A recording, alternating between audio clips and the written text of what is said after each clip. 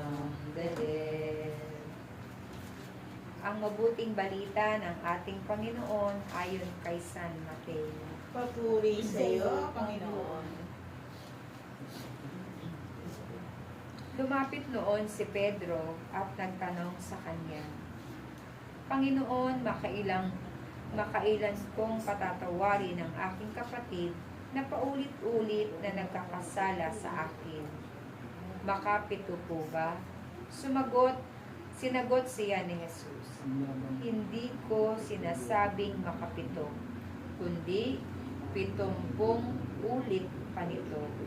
Sapagkat ang paghahari ng Diyos ay katulad nito, ipinasya ng isang hari na pagbayari ng kanyang mga lingkod na may utang sa kanya.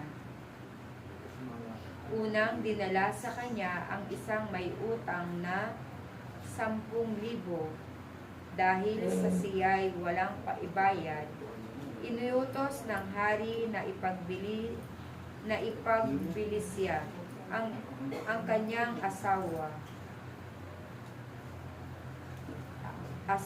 mga anak at lahat ng ari-arian upang makabayad.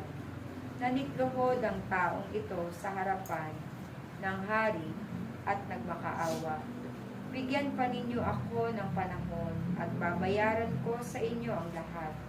Naawa sa kanya ang hari, kaya pinatawad ang kanyang mga utang at pinayaon siya.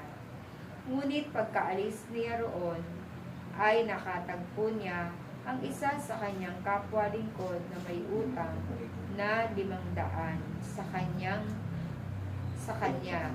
Sinunggaban niya ito at sinakal, sabay wika, magbayad ka ng utang mo. Naglulumuhod iyon at nagmamakaawa sa kanya.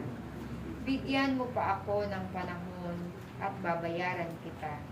Ngunit hindi siya pumayag. Sa